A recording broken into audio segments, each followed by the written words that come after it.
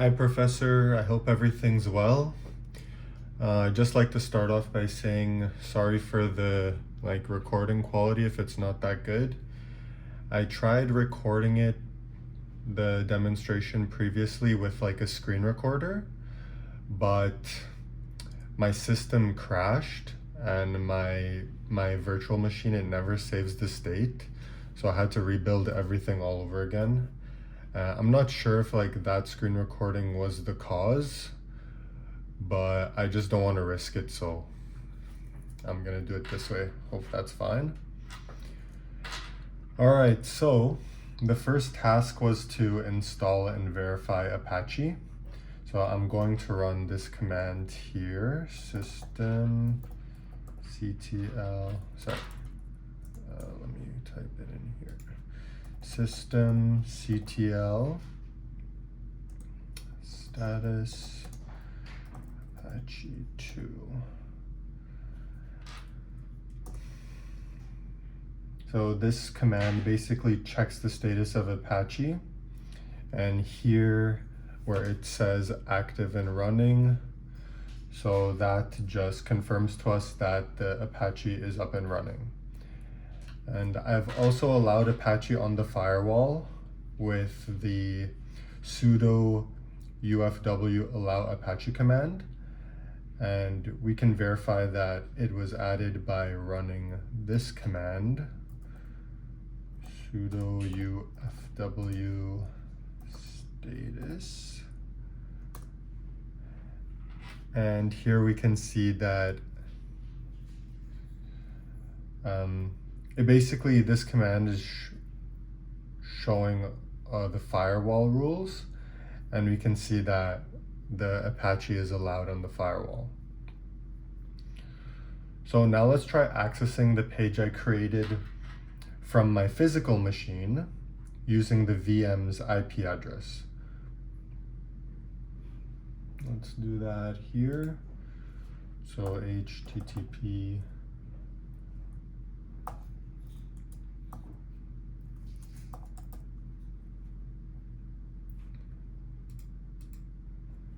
let's do this one. That's the IP address for the VM. And here you can see that it loads the page and confirms that the Apache is serving my website. So the second task was to enable SSL for secure access. So I enabled SSL using a self-signed certificate using the sudo a2 enable mod SSL command. I enabled the SSL module in Apache. Then I also ran sudo a2 enable mod headers, which enabled Apache to manage HTTP response headers. So this command here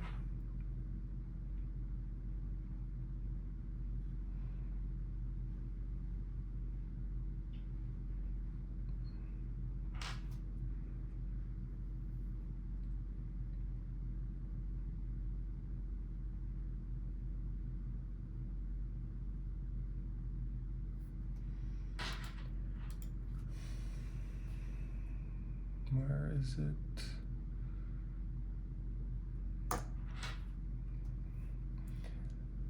That command basically brings up the configuration file. So here you can see that we have two virtual host blocks, one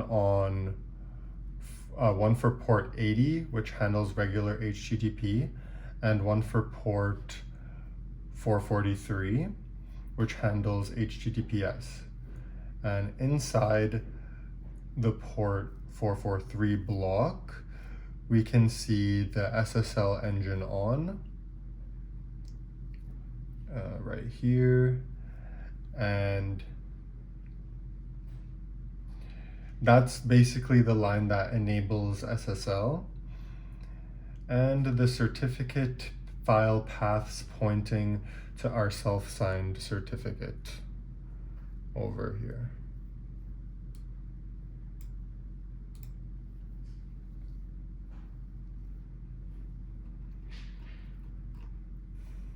So now let's access the page using HTTPS rather than just HTTP.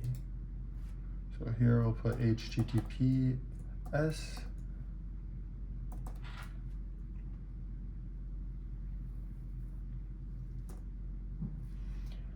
And as you can see, we've created some authentication.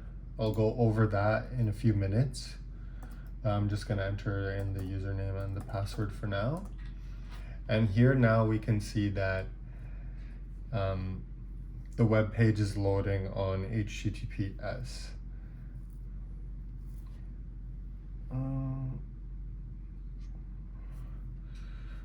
So yeah, as I mentioned just now, the previous task was, the third task was about authentication and authorization. And as I just showed, the website, basically when you try to access it, or the web page rather, there's a password configured so that only authorized users can access that. And so this command here shows the password file that I created. Let me show you that one. So let's do.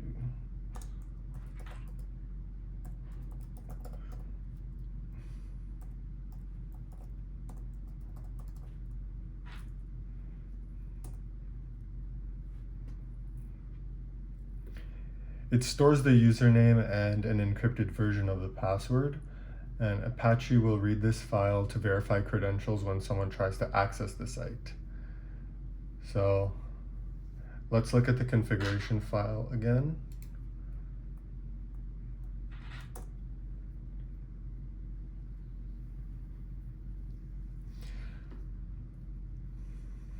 So the auth type basic line tells Apache to use basic authentication. Auth name sets the message shown on the login. The auth name sets the message shown on the login pop-up, and the auth user file points to our password file. And require valid user just means that only users that have that are in that file can actually be allowed access. So as you saw earlier, when I navigated to the site in the browser, a login pop-up appears. So we can go again.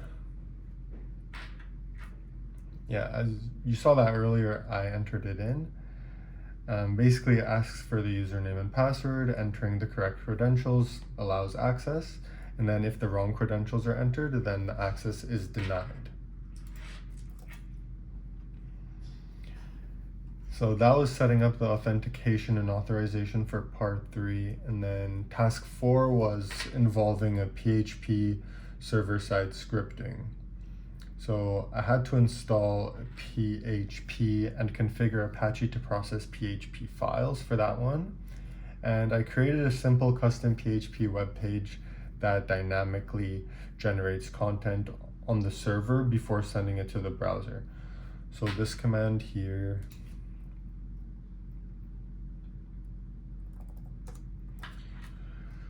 shows basically that PHP is installed, and it shows the version number.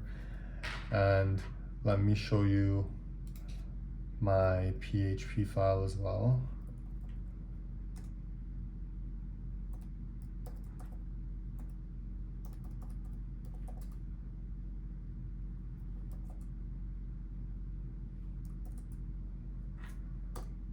Okay, so I've added this into that file.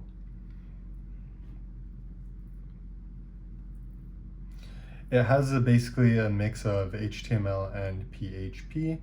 The PHP code here uses the PHP function to display the PHP version, and the date function to basically just display the date. So these are generated dynamically on the server each time the web page is loaded.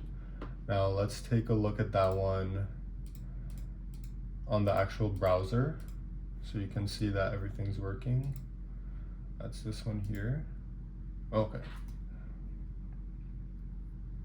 So as you can see, we can see the version over here, which is in relation to this function, and also the date from this one. And yeah, it just shows that the content is being generated dynamically before it's being sent to the client.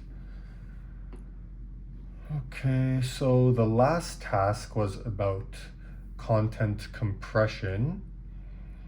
And we enabled this on Apache with the deflate module. This one compresses files before sending them to the client, which reduces bandwidth usage and makes pages load faster. So here we can see, let me just do this one again, sudo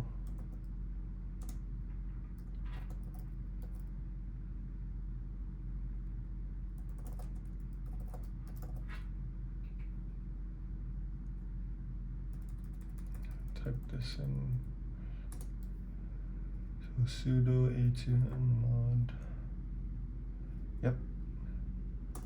So we run that one, and we can see that basically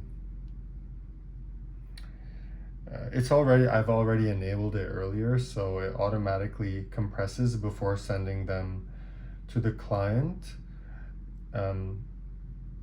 It automatically compresses before sending things to clients that already support compression. So this command here, where did I run it? Where was it? Oh, this one here.